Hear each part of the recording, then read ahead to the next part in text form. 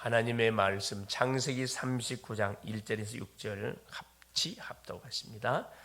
요셉이 이끌려 애굽에 내려가매 바로의 신하 친위대장 애굽 사람 보디발이 그를 그리로 데려간 이스마엘 사람의 손에서 요셉을 산이라.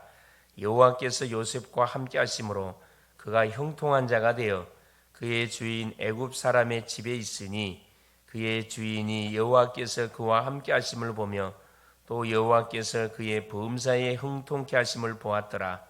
요셉이 그의 주인에게 은혜를 입어 섬김에 그가 요셉을 가정총무로 삼고 자기의 소유를 다 그의 손에 위탁하니 그가 요셉에게 자기의 집과 그의 모든 소유물을 주관하게 한 때부터 여호와께서 요셉을 위하여 그 애굽 사람의 집에 복을 내리심으로 여호와의 복이 그의 집과 밭에 있는 모든 소유에 미친지라.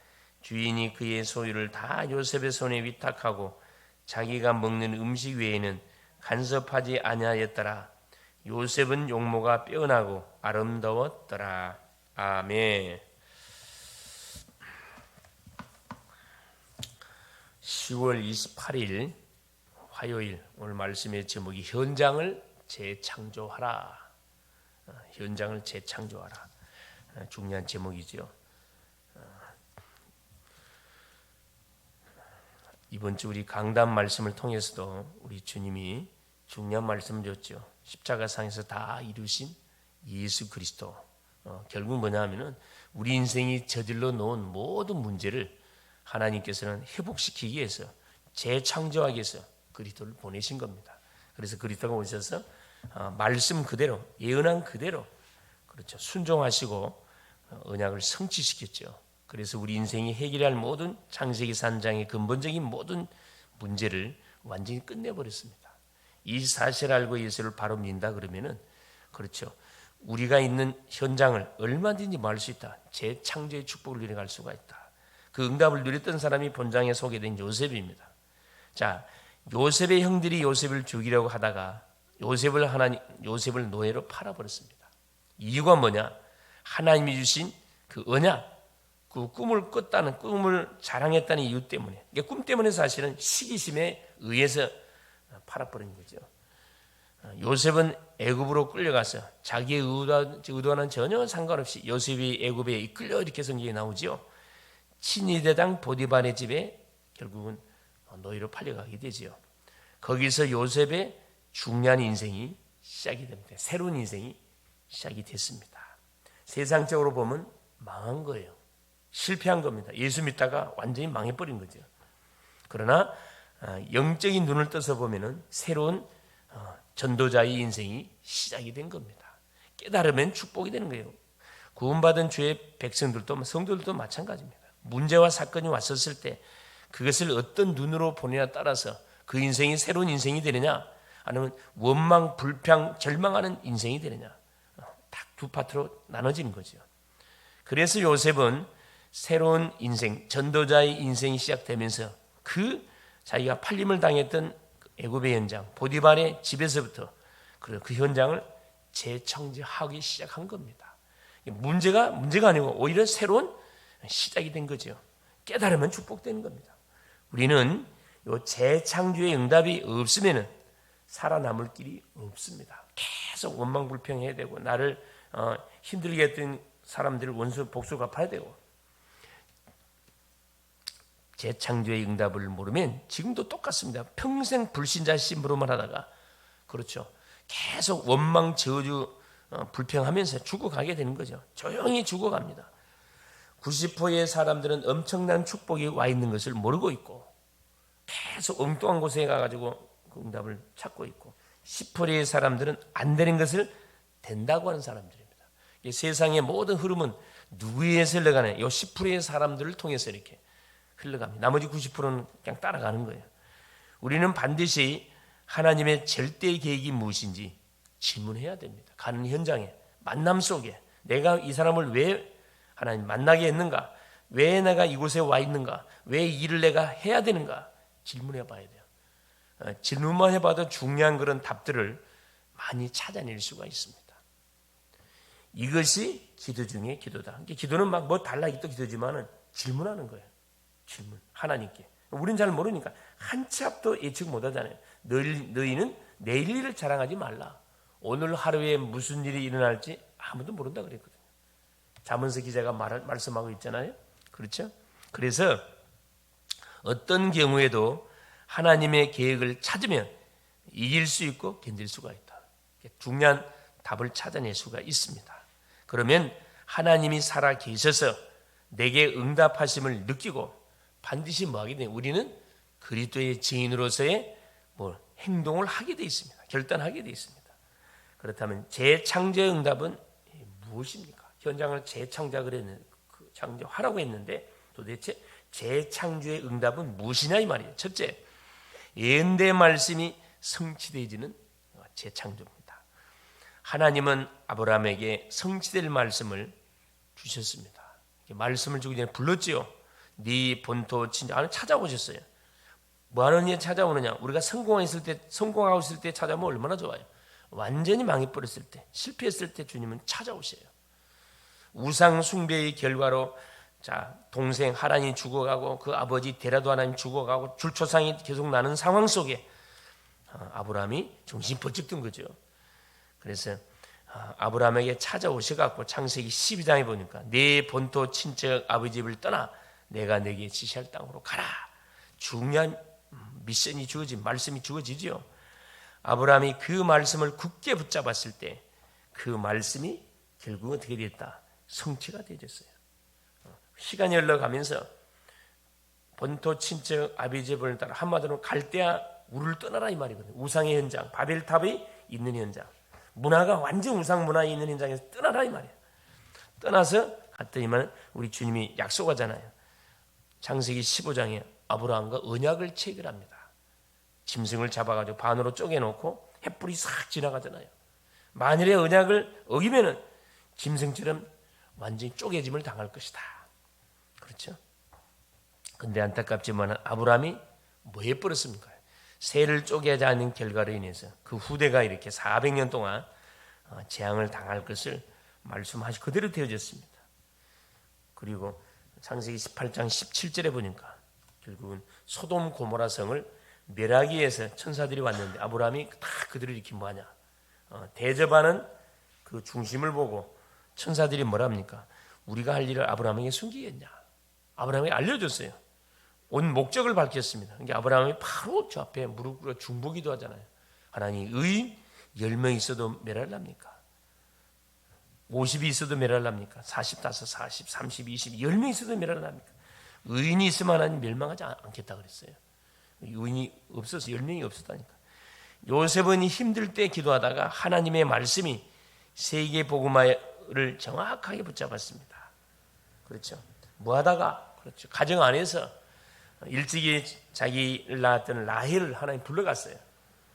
배다른 형제 계모의 밑에서 가정 생활하기가 쉽지 않죠. 거기서 아버지가 전달해줬던 창세기 3장 15절의 언약을 탁 잡은 거거든요. 이 어려움 속에서 메시를 잡고 어느 정도 메시를 잡았죠. 그렇죠. 꿈에 나타날 만큼 계속 이 말씀을 되새김질하는 것은 굉장히 중요합니다. 각인을 바꾸는 가장 빠른 방법이 반복하는 거예요. 반복. 계속 되새김질. 또 만나는 사람하고 포럼하고 또 혼자 있을 때도 묵상하고 아예 중요한 성결 복음 선거 구절은 암송을 하고 그렇죠. 잡생각이 들 수가 없지. 생각이 많으니까 잡생각이 들어오는 거거든요. 거기에 말씀을 읽고 듣고 암송하는 쪽으로 바꿔 부르면요 잡생각이 없어집니다. 성령 충만해지죠. 하나님의 절대 계획을 붙잡았기 때문에 형들의 수준, 노예 시장의 수준을 요셉은 뛰어넘게 된 거죠. 그 환경에 붙잡히지 않았습니다. 이게 뭐냐? 하나님이 예언된 말씀이 성취되는 재창조의 그 축복을 누렸다 이 말이죠. 두 번째는 뭐냐? 시공간 초월하는 말씀이 성취되는 재창조의 축복을 요셉은 알고 누렸습니다. 처음에는 당연히 몰랐죠. 시간이 흘러가면서 확인하게 된 거죠. 현장을 수용하고 초월할 수 있는 능력이 나타납니다. 모든 현장은 창세기 3장에 의해서 흘러가다 보니까 계속 경쟁하고 계속 치고받고 상대를 밟아야 내가 올라가니까 그런 현장인데 요셉은 그 노예 현장 속에서 뭐 한 거죠? 다 수용. 초월해서 어떻게 초월이 가능합니까? 기도하면 가능해요. 기도할 때. 그래서 우리가 기도하는 거, 하나님 나에게 성령 충만을 주십시오. 그러면요, 자기를 돌로 치는 그 사람까지도 뭐 용서할 수 있으면 수대반, 아버지여 저들의 죄를 용서하여 주옵소서. 그렇죠? 그래서 보호자 하나님의 나라, 하나님 나라의 일이 이루어지는 역사가 뭐가요? 우리가 움직이는 현장이 일어나는 거예요. 우리는 여기 있지만 우리와 관계된 모든 현장, 우리의 자녀들의 현장, 우리의 직장 현장, 산업 현장, 내가 기도하는 모든 현장에 어떤 일이 벌어지는 거죠. 시공간 초월의 역사가 지금도 일어나고 있어요. 흑암이 꺾이고 있다 이 말입니다. 하나님의 나라가 계속 관계된 현장이 임재하고 있다 이 말이거든요. 그래서 내가 은혜를 받으면 그 모든 현장도 살아나고, 내가 은혜를 못 받으면 다 현장도 다 이렇게 다운된다 이 말이에요. 그렇죠. 그런데 우리 한 사람의 역할이 너무너무 중요합니다. 절대로 어려움 당할 때 속으면 안 돼요. 문제 왔을 때 속으면 되지 않습니다. 대부분 사람들은 문제가 터져버리면 그대로 그냥 주저앉아 버리잖아요. 문제 뒤에 하나님의 중요한 뭐가 숨 계획이 있는데 그걸 볼 수 있는 눈이 있으면 문제 왔을 때 무릎을 탁 꿇잖아요. 세 번째입니다. 확고한 미래를 보여주는 말씀이 성취되는 재창조.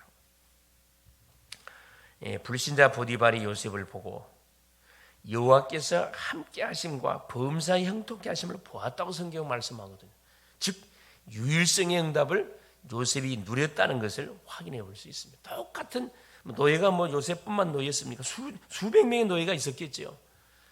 그러나 딱 보니까 분명히 노예인데 노예가 아니라 이 친구는, 그렇죠, 말하는 게 다 성취가 돼.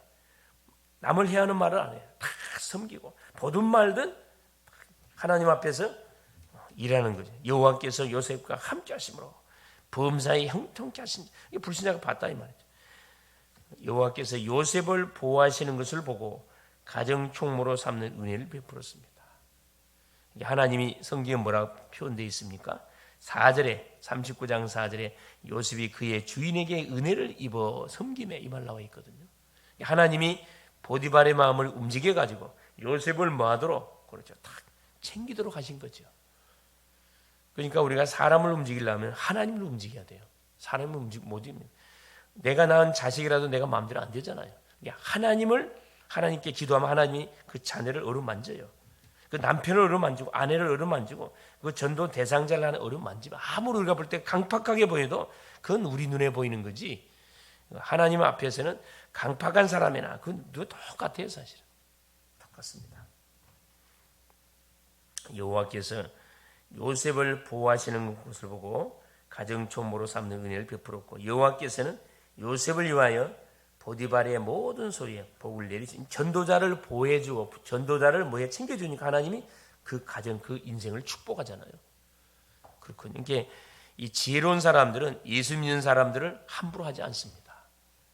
정말 예수 믿는 사람들, 특별히 예수 믿는 사람 중에서 언약을 딱 붙잡은 사람들 가만 보면요, 그렇죠, 움직이는 곳곳마다 어떤 하나님의 일들이 이루어져요.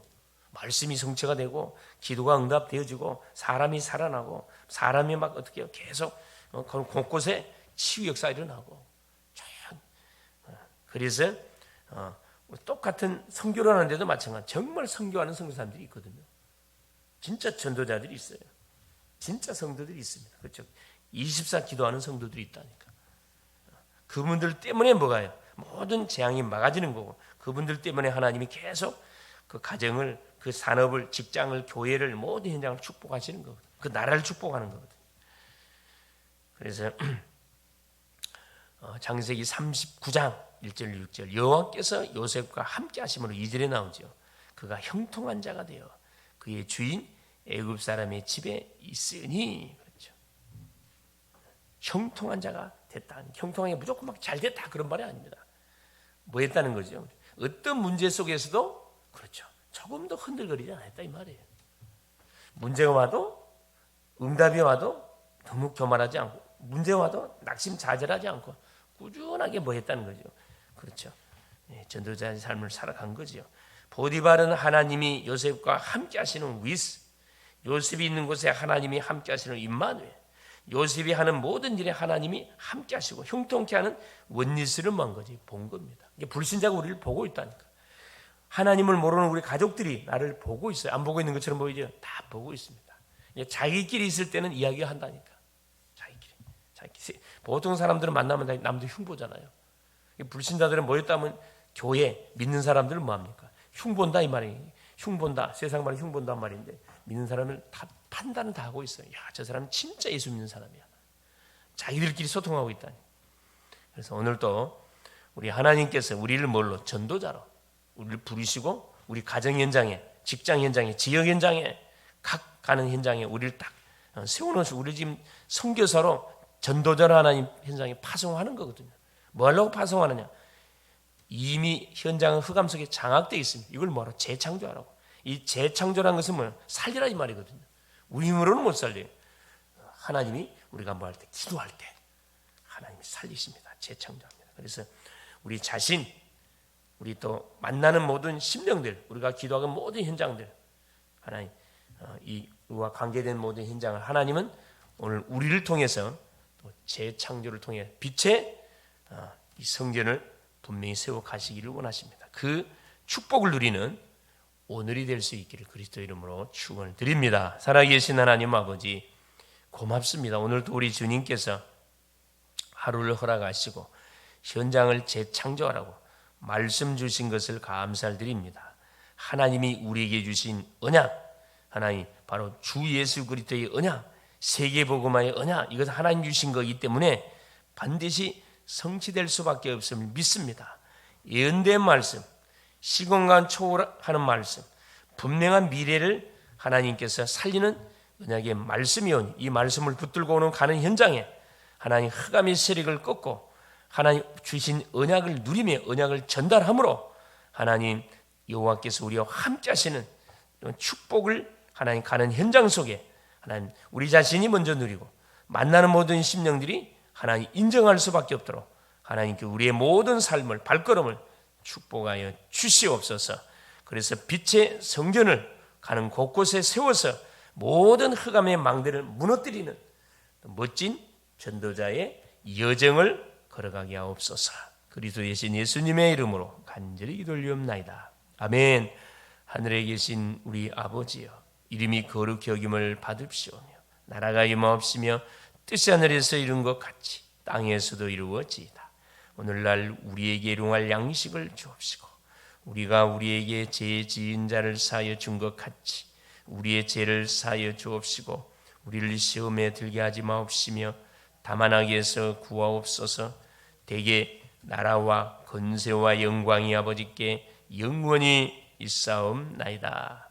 아멘.